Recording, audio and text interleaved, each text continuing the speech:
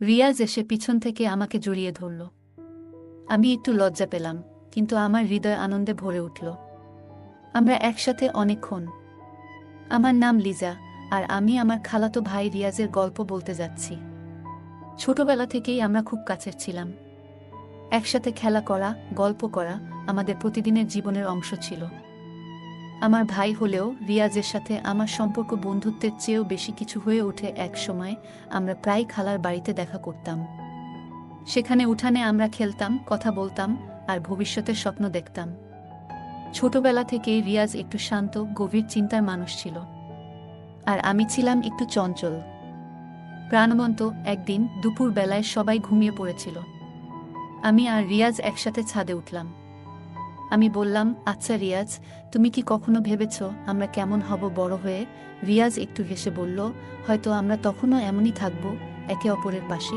আমার চোখে তখন স্বপ্ন দেখছিলাম বছর বছর গড়াতে থাকে, আর আমাদের বন্ধুত্ব গভীর হতে থাকে। কিন্তু আস্তে আস্তে আমার মনে এক নতুন অনুভূতির জন্ম নিতে থাকে। রিয়াজও বুঝতে পারে যে তার হৃদয়ে আমার জন্য এক বিশেষ স্থান আছে। এক সন্ধ্যায়, যখন সূর্য ডুবছিল, আমরা গাছের ছায়ায় হাঁটছিলাম। আমি হঠাৎ থেমে গিয়ে বললাম, রিয়াজ, আমি কি তোমাকে কিছু বলবো? রিয়াজ তাকিয়ে থাকলো আমার চোখের দিকে। আমি একটু লজ্জা পেয়ে বললাম, আমি জানি না এটা কি, কিন্তু আমি মনে করি আমি তোমাকে ভালোবাসি। রিয়াজের মুখে এক চিলতে হাসি ফুটে উঠল। সে বলল, লিজা, আমি অনেকদিন ধরেই তোমাকে এটা বলতে চেয়েছি। আমি তোমাকে ভালোবাসি। আমাদের ভালোবাসা এখন গোপন, কারণ আমরা জানি পরিবারের সবাই এটা মেনে নেবে না। তাই আমরা চুপি চুপি দেখা করতে শুরু করলাম। একদিন রাতে সবাই ঘুমিয়ে পড়ার পর আমি জানালার পাশ দিয়ে বেরিয়ে আসলাম। রিয়াজ বাইরে অপেক্ষা করছিল। আমরা চলে গেলাম নদীর ধারে। সেখানে বসে আমরা অনেকক্ষণ কথা বললাম, স্বপ্ন দেখলাম, আর একে অপরের উপস্থিতি উপভোগ করলাম। রাতে যখন সবাই ঘুমিয়ে থাকত, আমি আমার রুম থেকে বেরিয়ে এসে রিয়াজের রুমে যেতাম। আমরা মৃদু আলোতে কথা বলতাম, বই পড়তাম, কখনো একে অপরের চোখে চোখ রাখতাম। আমি রিয়াজের কাঁধে মাথা রেখে বলতাম, তুমি জানো, আমি সারা জীবন এভাবেই থাকতে চাই। রিয়াজ মুচকি হেসে বলতো, তুমি আর আমি, লিজা, আমরা একসাথে সবকিছু পারব। এক বিকেলে বাড়ির সবাই বাইরে গিয়েছে। আমি আর রিয়াজ একসাথে বাড়িতে। আমি রান্নাঘরে কিছু বানাচ্ছিলাম। রিয়াজ এসে পিছন থেকে আমাকে জড়িয়ে ধরল। আমি একটু লজ্জা পেলাম, কিন্তু আমার হৃদয় আনন্দে ভরে উঠল। আমরা একসাথে অনেকক্ষণ কথা বললাম, হাসলাম, আর একে অপরের সাথে আরও বেশি ঘনিষ্ঠ হয়ে উঠলাম। এক রাতে যখন সবাই ঘুমিয়েছিল, আমি জানালা দিয়ে বাইরে বেরিয়ে আসলাম। রিয়াজ অপেক্ষা করছিল। আমরা চুপি চুপি বাগানে গিয়ে বসলাম। রিয়াজ আমার হাত ধরে বলল, তুমি জানো, লিজা, তুমি আমার জীবনের সবচেয়ে গুরুত্বপূর্ণ মানুষ। আমি মৃদু হাসি দিয়ে বললাম, তুমিও আমার জন্য। তাই রাত গভীর হলে আমি আমার ঘরের জানালা দিয়ে বেরিয়ে এসে রিয়াজের রুমে যেতাম। রিয়াজ জানালার পাশে দাঁড়িয়ে থাকত, আমার অপেক্ষায় ছিল। আমি তার কাছে গিয়ে দাঁড়াতাম। আমরা একে অপরকে দেখে মুচকি হাসতাম। আমি বললাম, রিয়াজ, আমরা কি এভাবে কতদিন থাকতে পারবো? রিয়াজ গভীরভাবে তাকিয়ে বলল, আমরা একে অপরকে ভালোবাসি, এটা সবচেয়ে বড় কথা। তারা একে অপরের খুব কাছে এসে দাঁড়াত। রিয়াজ আমার চুলে হাত বুলাত। আমি চোখ বন্ধ করে সেই স্পর্শ উপভোগ করতাম। আমরা তখন অনেকক্ষণ কথা বলতো, নিজের স্বপ্ন আর ভালোবাসার গল্প শেয়ার করতাম। রাতে যখন বাড়ির সবাই ঘুমিয়ে থাকত, আমি আর রিয়াজ একসাথে বসে থাকতাম।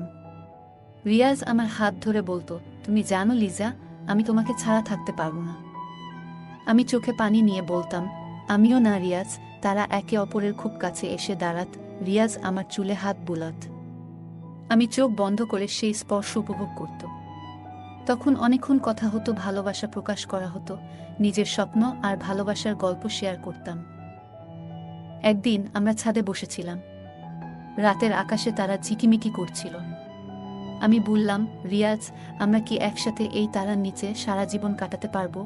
রিয়াজ আমার কাঁধে হাত রেখে বলল, হ্যাঁ, আমরা পারবো। আমরা সবকিছু পারবো। আমাদের ভালোবাসা প্রকাশ করতে গিয়ে তারা অনেক ঝুঁকি নিয়েছিল। আমার বাড়ির পিছনের বাগানে এক জায়গা খুঁজে পেয়েছিল, যেখানে আমরা একে অপরের সাথে সময় কাটাতাম। একদিন আমি সেখানে গিয়ে বসেছিলাম। রিয়াজ আসার পর আমরা একে অপরের দিকে তাকিয়ে হাসলাম। আমি বললাম, এখানে আমরা সবসময় আসতে পারি, কেউ জানতে পারবে না।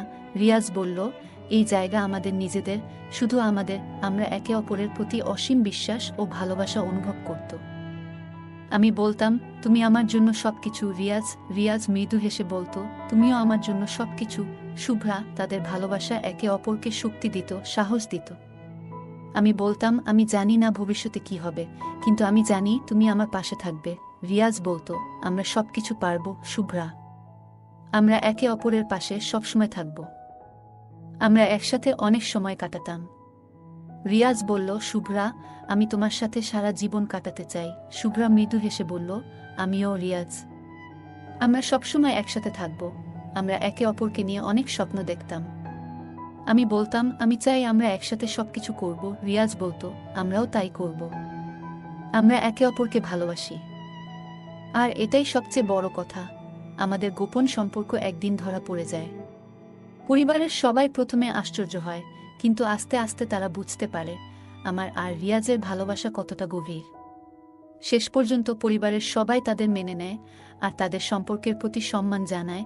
আমি আর রিয়াজের প্রেম কাহিনী প্রমাণ করে সত্যিকারের ভালোবাসা সব বাধা অতিক্রম করতে পারে।